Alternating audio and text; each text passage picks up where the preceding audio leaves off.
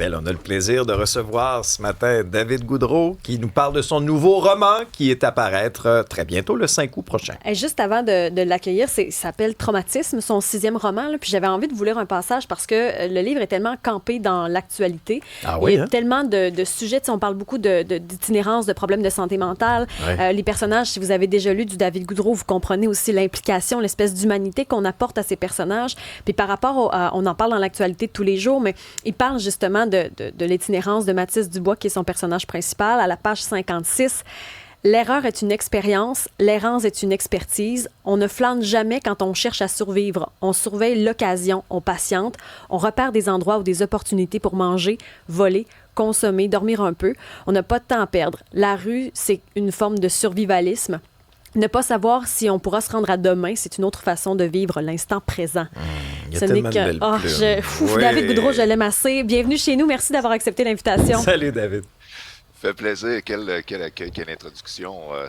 D'ailleurs, peut-être la lecture de l'audiobook pourrait être proposée. Isabelle, très belle voix. Ça serait excellent. Madame Perron, j'aimerais vraiment ça. Mais il faut dire que le sujet, déjà, tu nous touches avec ta lecture. Tu sais, la trilogie, la bête à sa mère, etc., a plus de 10 ans aujourd'hui.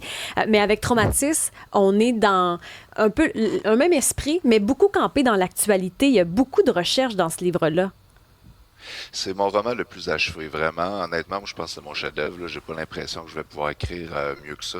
Même, je dirais que j'ai un parcours atypique quand même. Moi, je suis travailleur social, donc j'ai jamais étudié en littérature. J'ai appris mon métier un peu sur le tas. Et j'ai vraiment l'impression d'avoir écrit mes 5 premiers romans pour parvenir à écrire ce roman-là, qui reprend les meilleurs éléments des 5 premiers. Je pense que le côté tragicomique de la bête est là, le côté justement plein d'informations, un peu chronique de Ta mort à moi aussi est là, les personnages truculents de Maple. Donc, j'ai réussi à aller rechercher ce qu'il y avait de mieux partout et je suis heureux que vous le remarquiez, l'ancrer vraiment dans l'actualité. Donc déjà, l'action, ça se passe dans 3 semaines. C'est dans le futur rapproché. Oui. Donc, c'est dans la période des élections. C'est très critique du travail de la GRC, des services secrets canadiens qui ont bien saboté les référendums précédents puis qui vont faire un travail, je crois, acharné pour saboter le prochain. Donc, je tenais à informer la population là-dessus. D'ailleurs, je vais beaucoup à la défense des conspirationnistes. Hein. Il y a plein de fiches. Pour moi, ce roman-là, c'est une galette de fiction aux pépites de réel. Donc, c'est une fiction, mais je mets plein d'informations factuelles pour que les gens comprennent bien à quel point l'histoire de l'humanité ne va que de complots en conspiration et il y en a toujours eu, il y en aura toujours, de Cléopâtre à Jean Chrétien en passant par Staline, ce n'est que complot et conspiration. Donc, ceux que l'on croit un peu fous parfois, voire psychotiques, peuvent être assez près de la vérité, de la réalité. Et je voulais jouer là-dessus dans le roman, aller un peu dans cette zone ambiguë. Qu'est-ce qui est vrai, qu'est-ce qui ne l'est pas? Quand est-ce que c'est un roman? Quand est-ce que c'est ancré dans le réel? Et ça fonctionne, c'est exactement ce que j'ai dit à Jessica Giroux, qui fait des critiques livres, qui est sur les réseaux sociaux. Quand on insère ces informations-là entre l'histoire de Mathis Dubois, on se demande qu'est-ce qui est vrai, qu'est-ce qui ne l'est pas. T'sais, il est question de Marc Carney, de Justin Trudeau, du Parti québécois. Il y a même des clins d'œil à certains personnages. En Estrie, je pense à Madame Bou, le cow-boy de Trois-Rivières. Tu vas vraiment dans toutes les directions, là.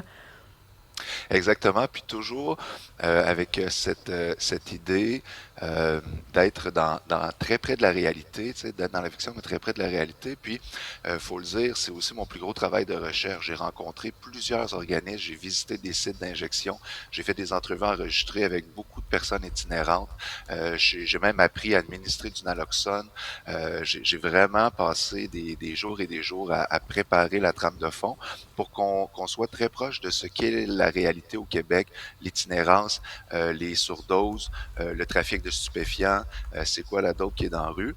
Et je voulais aussi contribuer, tu sais, ma prétention, c'est comme travailleur social et écrivain, d'être à la jonction d'une certaine utilité quand même sociale. Tu sais, je pense pas changer le monde avec ce livre-là, mais je veux nourrir la réflexion parce que je pense qu'on est vraiment dans le champ en ce moment avec ce qu'on propose de construire des nouveaux logements pour les itinérants. C'est de la connerie, ça va les tuer. En fait, l'itinérance est un facteur de protection à la mort par surdose.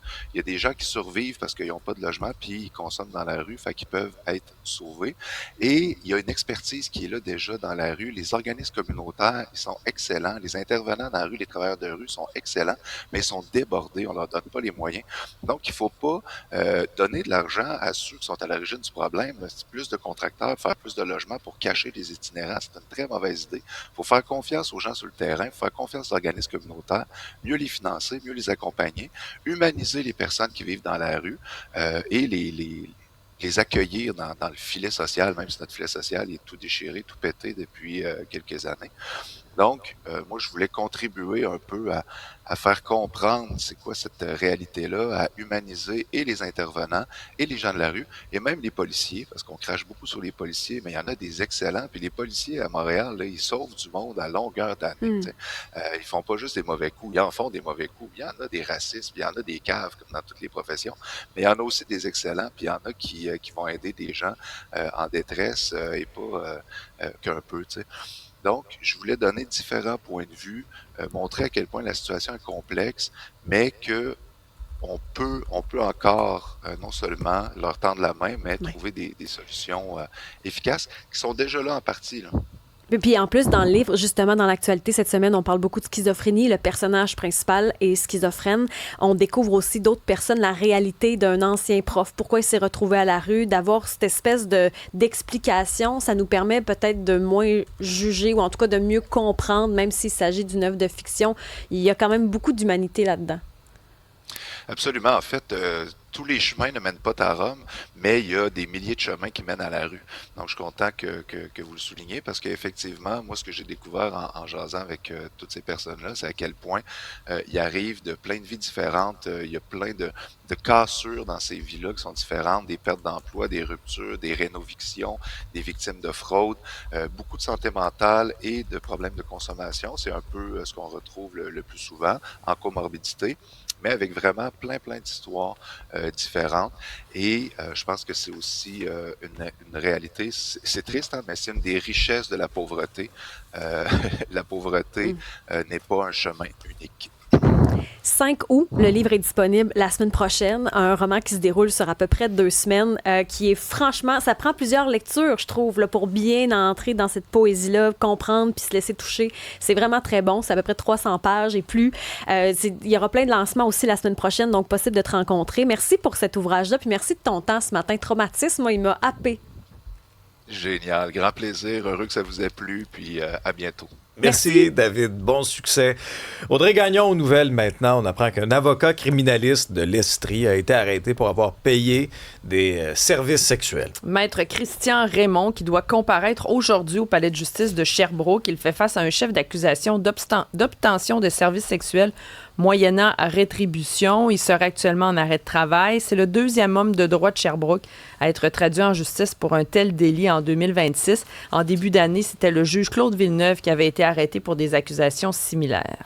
Dans le journal, ce matin, une histoire assez incroyable d'une victime d'AVC à 13 ans. Une jeune adolescente de 13 ans qui était en parfaite santé, qui a survécu à une hémorragie soudaine au cerveau. Elle a dû subir une chirurgie complexe et risquée de près de 8 heures. C'est survenu le 22 mars dernier. Ça a commencé par des violents maux de tête. Elle est rentrée à l'hôpital de Saint-Eustache. Et là, elle s'est mise à vomir. Donc là, tout le monde pensait qu'elle faisait une gastro ou encore une intoxication alimentaire. Mais là, son état s'est dégradé très rapidement. Ses jambes ont cessé de la soutenir. Elle perdait conscience de façon sporadique. On l'a transférée aux urgences du CHU Sainte-Justine. Et là, les médecins ont découvert qu'elle avait une malformation vasculaire depuis sa naissance et sa famille l'ignorait. Ils lui ont installé un drain pour diminuer la pression exercée sur son cerveau, tenter de gérer l'hémorragie. Mais quelques jours plus tard, elle a été conduite au bloc opératoire. Donc, cette délicate opération de 8 heures au cerveau. Elle a passé au total une vingtaine de jours à l'hôpital jusqu'à la mi-avril.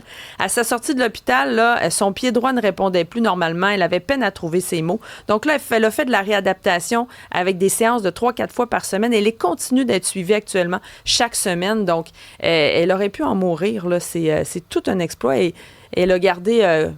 Elle était courageuse à garder confiance là, pendant toute cette épreuve. Ouais, une histoire vraiment inspirante. On lui souhaite bien sûr tout le courage du monde pour la suite.